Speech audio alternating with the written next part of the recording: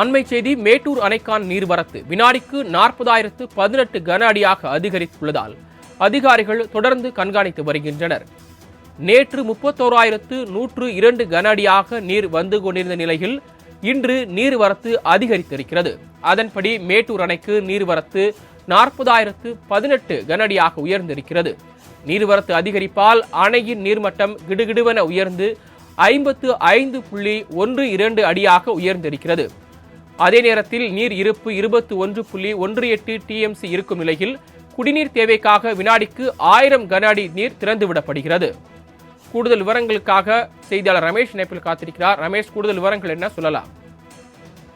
வணக்கம் சரவணன். மேட்டூர் அணைக்கான நீர்வரத்து தொடர்ந்து அதிகரித்து வருகிறது. கேரளா, கர்நாடகா காவிரி நீர்பிடிப்பு பகுதிகளில் தென்மேற்கு பருவமழை தீவிரமாக பெய்து வருவதால் கர்நாடகாவில் உள்ள கபினி, கிருஷ்ணராஜசேகர், ஹேமாவதி உள்ளிட்ட அணைகளுக்கு நீர்வரத்து அதிகரித்து வருகிறது. இதன் காரணமாக கபினி அணை ஏற்கனவே நிரம்பிய நிலையில் அங்குள்ள அணைகளின் பாதுகாப்பு கருதி 75,500 கன அடி நீர் வெளியேற்றப்பட்டு வருகிறது. உபரி நீர் வெளியேற்றப்பட்டு வரும் நிலையில் மேட்டூர் அணைக்கான நீர்வரத்து தொடர்ந்து அதிகரித்து வருகிறது.